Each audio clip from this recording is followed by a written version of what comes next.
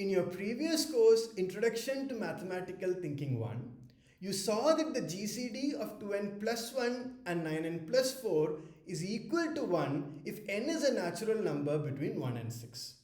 Similarly, the GCD of 2n minus 1 and 9n plus 4 is equal to 1 if n is a natural number between 1 and 6.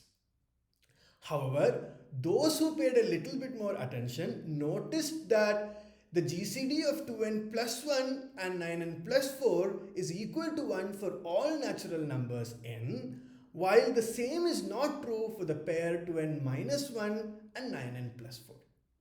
More precisely, if you took n is equal to 9, then notice that 2n minus 1 is equal to 17 and 9n plus 4 is equal to 85. As 85 is equal to 17 into 5, we see that the GCD of 17 and 85 is equal to 70. Thus, the claim that GCD of 2n minus 1 and 9n plus 4 is equal to 1 for all n is not true. You were lucky this time that you could find a small enough example, namely 9, that disproved your claim. What if the first such example was greater than a million or a trillion? You certainly cannot go through all natural numbers and check case by case.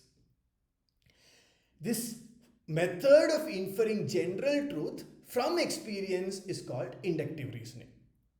The above example illustrates the pitfalls of inductive reasoning. Mathematical induction is a modification of this form of reasoning that avoids this pitfall. However, its application is limited partly because it's only applicable to natural numbers. Now, you would have had many other similar experiences within or outside the realm of mathematics where your experience made you firmly believe in something only to be proved wrong later. Thus, unless we develop the practice of giving a structured argument or reason, we risk making many mistakes. In addition, we would also often want to convince others. In this process, you would have noticed that what you consider a good argument might not be considered a good argument by others. It is thus very difficult to have fruitful discussions unless we agree on what constitutes a good argument. There is no global answer to this question, but there are accepted set of rules within smaller groups. The penal code is an example of one such set of rules.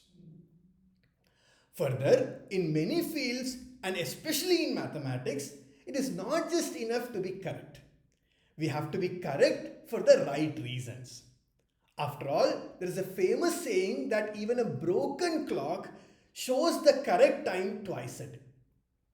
Here, by broken clock, I mean a clock that does not move at all.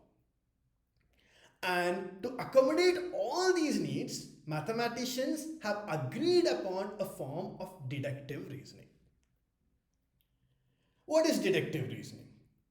In deductive reasoning, we assume some statements. These statements are called axioms. And then we infer what other statements will be true if we assume these statements. For instance, the principle of mathematical induction can be proved from the well-ordering principle, which we called an axiom in the previous course. To this end, we need to also specify certain rules of deduction. That means, how do you infer a new statement from what is already known? We have to come up with an agreement on this. We will not go into the details of what are the rules of deduction, but we will just look at one of the most important examples. Suppose we are given two statements. One statement is, all men are mortal. The second statement is, Socrates is a man. Now, the first statement says that all men are mortal, and the second statement says that Socrates is a man. As all men are mortal and Socrates is a man, we can infer that Socrates is also a mortal. This basic idea, the basic idea behind this example is translated into a rule of deduction called the modus ponens. And this is one of the most important rules of deduction. Now observe that if one of our assumptions is wrong, it might lead to wrong conclusions. Thus, it is generally good to keep the number of assumptions as small as possible. To give an idea of how minimal this set is in practice, all results in planar geometry, or what is called Euclidean geometry, can be inferred from 5 such assumptions. Euclidean geometry was formulated by Euclid in 300 BC. And there is an interesting story about these 5 assumptions which he called postulates. Many mathematicians believed that the 5th postulate can be proved using the first 4 postulates. The 5th postulate is also famously known as the parallel postulate. If we can prove the 5th postulate from the other 4 postulates, then we should not assume all 5. We should just assume the first 4, because otherwise it won't be minimal, right? So many mathematicians tried to prove the parallel postulate or the 5th postulate from the other 4 postulates. And they tried it for centuries and centuries. Now, much later, in 1829, Nikolai Ivanovich Lobachevsky proved that there exist geometries which satisfies the first 4 axioms but does not satisfy the 5th axiom. Which means that we cannot prove the 5th axiom or postulate from the other 4 postulates. And this kind of disproved what was believed of mathematicians for centuries. Notice that the story started in 300 BC and there was a conclusion to it only in 1829. So it took that many centuries. However, the result by Lobachevsky was not well known because he published his result in an obscure journal. Therefore, in 1831, Janos Bolyai independently came up with the same discovery. Encouraged by this discovery, some mathematicians asked, does the parallel postulate even make sense? More precisely, can we prove the negation of the parallel postulate from the first 4 postulates? Of course, most mathematicians believed that we would not be able to. But as we know, we need to prove it. We need to prove that we cannot prove the negation of the parallel postulate from the first 4 postulate. And this was done in 1868 by Eugenio Beltrami. If a statement or its negation cannot be proved from a set of axioms, then we say that this statement is independent of the axioms. In other words, Eugenio Beltrami proved the independence of the parallel postulate from the other 4 postulates. After hearing all this, you might be wondering, but how do mathematicians come up with these axioms or these assumptions? These assumptions or axioms are themselves results of inquiry. Let us go through an example. Why is GCD of 2n plus 1 and 9n plus 4 is equal to 1? Recall that we can prove this using the Euclidean algorithm. But then we can ask a further question. Why is the Euclidean algorithm true? Once again, we proved this. We saw that some properties of arithmetic implied that the GCD of the pair A and B is equal to the GCD of the pair A and B minus A. And this implied that we can reduce the bigger of the 2 numbers in the pair. Further, well-ordering principle implied that this process will eventually stop. So, those properties of arithmetic which were used to prove that GCD of A, B is equal to GCD of A, B minus A and the well-ordering principle form the foundation or the set of axioms that we need to assume. Of course, we don't need all properties of arithmetic. There will be a small enough set of properties from which we can infer the other properties.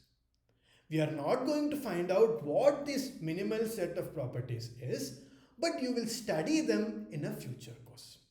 For now, you observe something else.